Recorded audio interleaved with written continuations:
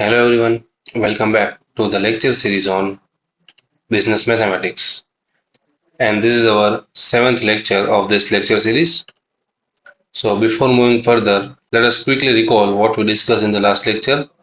As you know that we discussed several examples related to harmonic progression in the last lecture, and we also defined what is called a geometric progression. A progression in which the consecutive ratio between two terms remains same.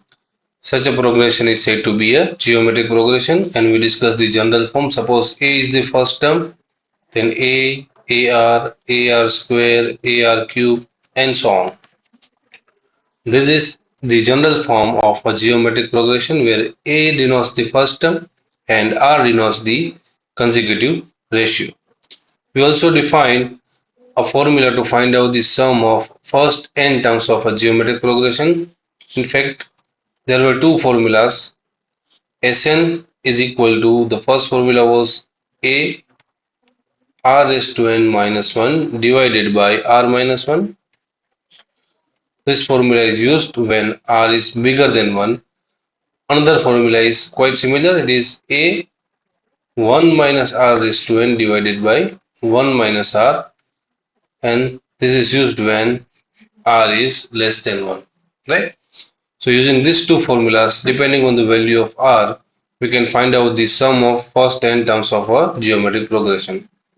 We also discussed that if r is equal to 1, this formula is not applicable because it gives us an indeterminate form 0 by 0. So these many things we will discuss in the last lecture. Let us move further and let us put a remark.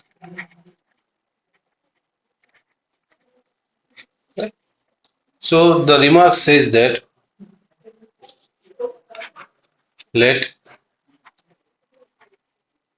a, ar, ar square, ar cube and so on be given geometric progression. Then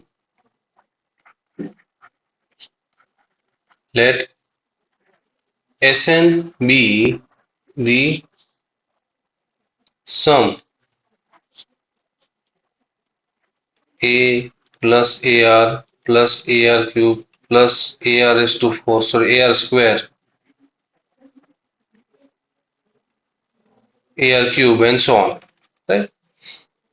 That means here we are considering the infinite sum. So Sn be the sum a plus ar square plus ar cube and so on. Right? We are considering an infinite sum. Then let Sn be the sum a plus ar square and so on. If r is less than 1, see, this formula is applicable only if r is less than 1. In fact, mod of r is less than 1, or we can say that minus 1 less than r less than 1. Right? If the value of r lies between minus 1 and 1, then Sn, that is equal to n equal to 0 to infinity a r raised to n is equal to a upon 1 minus r. Right? So here we have a formula to find out the infinite sum of a geometric progression, but the condition is that this sum is applicable only if modulus of r is strictly less than 1. That means r lies in between minus 1 and 1. Even r cannot be minus 1 and r cannot be plus 1. The value must be in between minus 1 and 1. If so, then we can find out the sum of an infinite geometric series, and the formula says that the infinite sum is equal to a divided by 1 minus r. Let us see one more remark. Suppose that if the numbers a, b, c are in geometric progression, if a, b, c are in geometric progression, then B is called B is called the geometric mean. B is called the geometric mean. We'll indicate it as GM. B is called the geometric mean between the numbers A and B, right? So whenever you are having three numbers A, B, and C, then the middle number is said to be the geometric mean between A and B. Now see, suppose we are having that these numbers are in geometric progression. That means the consecutive ratio must remain same. So in this case, B upon A will be same as C upon B, right? B upon A will be same as C upon B. Now taking cross multiplication, this implies that B square is equal to AC, or we can also say that B is equal to square root of AC. That means here we are having a formula to find out the geometric mean between two numbers A and C. Here we have considered that A, B, C are in geometric progression. So in that case, B is said to be geometric mean. And here after simplification we are getting that B is equal to square root of AC. That means here we are having a formula to find out geometric mean between A and C, right? So whenever you have to find out the geometric mean between given two numbers, you have to just use the formula square root of that product of that two numbers, right? So B is equal to square root of AC is the formula to find out the geometric mean between numbers A and C. Let us see one more remark. Okay, so in this remark, we are going to discuss about the relation between arithmetic mean, geometric mean, and harmonic mean between two distinct positive numbers, right? So for that, let A, G, H be the arithmetic mean,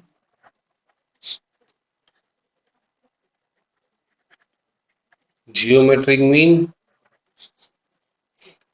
and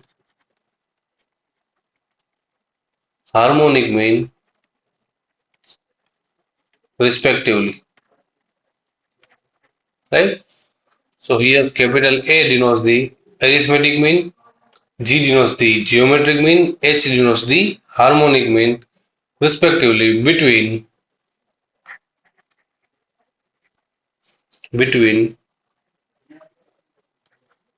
two non-zero distinct numbers. See, there are two conditions on the number. The first one says that the numbers must be distinct.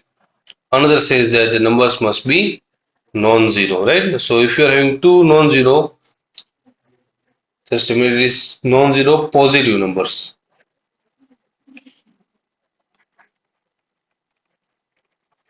right? So if you are having two numbers which are distinct positive, then then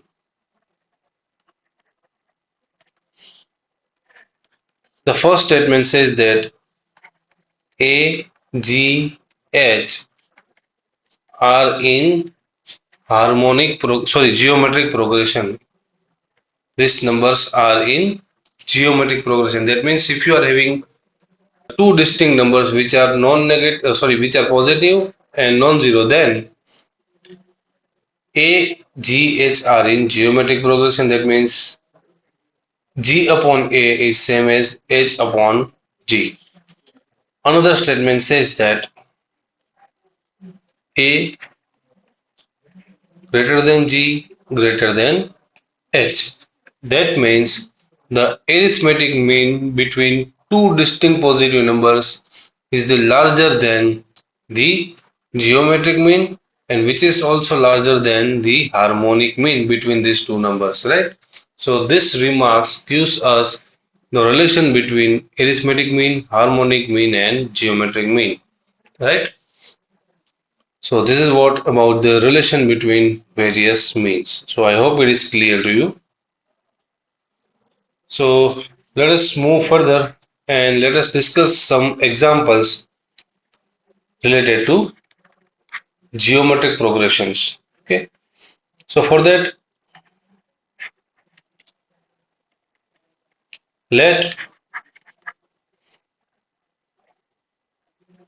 1 minus 1 by 2, 1 by 4, minus 1 by 8 be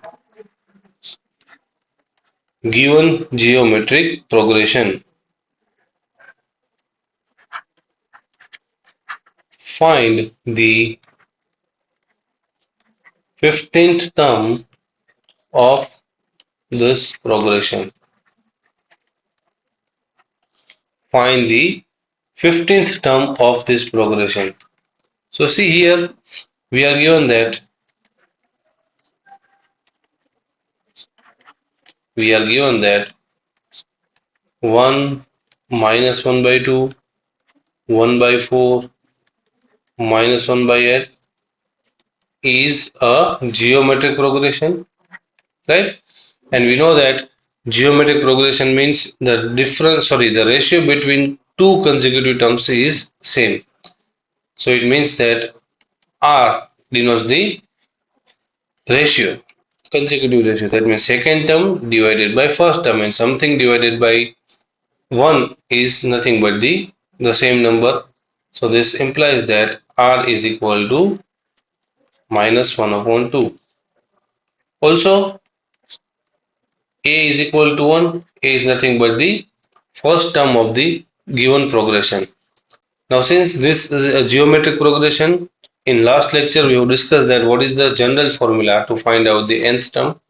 So if AR square, AR cube and so on is a geometric progression, then its nth term is given by AR raised to n minus 1, right? So we know that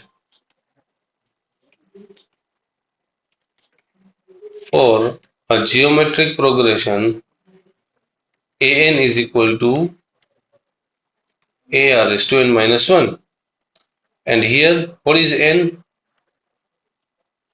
N is equal to 15 because we are asked to find out the 15th term, right? So we'll take n is equal to 15. Therefore,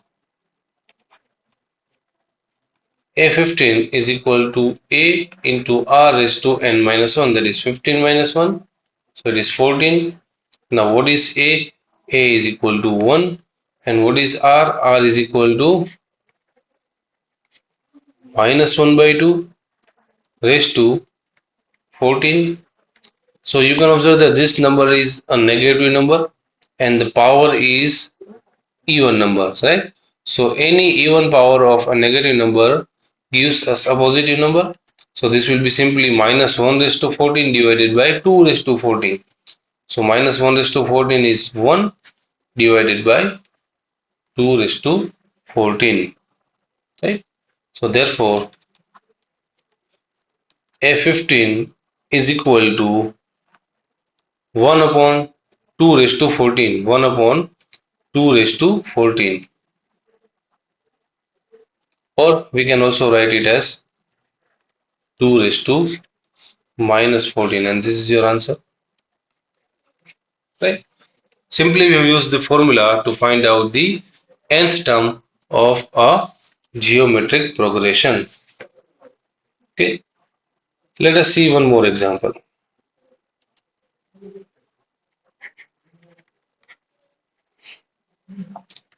This one is a little bit different from the previous one. So which term of the geometric progression 18 minus 12, 8 and so on is 512 divided by 729? Okay, so see here, we are given a geometric progression and we are asked to find out the value of n such that an is equal to 512 divided by 729. Okay. So for that we are given that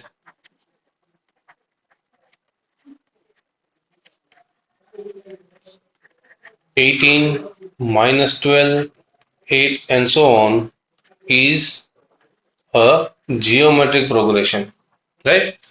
So let us find out the value of r. What is a? A is equal to 18. What is r? It is second term divided by first term. You can also take third term divided by second term, right? Doesn't matter because the consecutive ratio remains same. So you can observe that this is 6 into 2 while this is 6 into 3. So r is equal to minus 2 by 3, right? So the consecutive ratio is minus 2 upon 3.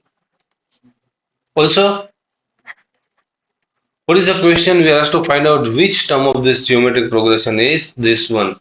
So we'll consider an is equal to 512 divided by 729. Now the question is we have to find out the value of n such that an is equal to 512 divided by 729. So simply again we will use the formula to find out the nth term of a geometric progression.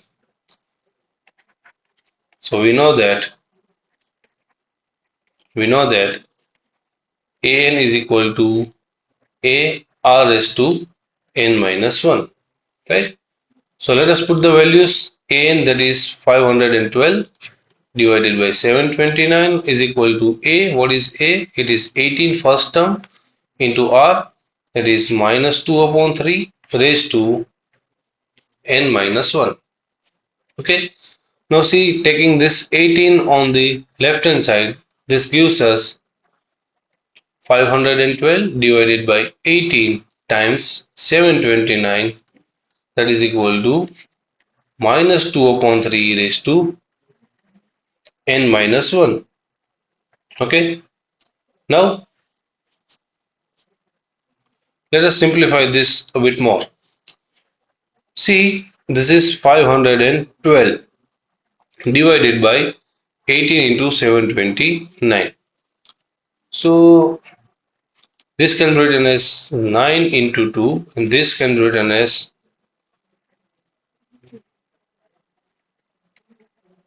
256 into 2. You can observe that this 2 is cancelled out. 2 get cancelled out. So what is remaining? 256 divided by 729 into 9. So 256 divided by 729 into 9. So this is nothing but the 256 divided by 729 into 9, that is 6561. 6561. Okay. Now this is equal to minus 2 upon 3 raised to n minus 1. Now see, we want to find out the value of n. So see, this is minus 2 by 3 raised to n minus 1. So I will try to convert this number in terms of 2 by 3 or minus 2 by 3. So for that, you can observe that 256 can be written as 2 raised to 8. Right? You can verify that 2 raised to 8, that is 256. And similarly, this is nothing but the 3 raised to 8 is equal to minus 2 by 3 raised to n minus 1. Now since this is the even power, 2 by 3 raised to 8, it is the even power.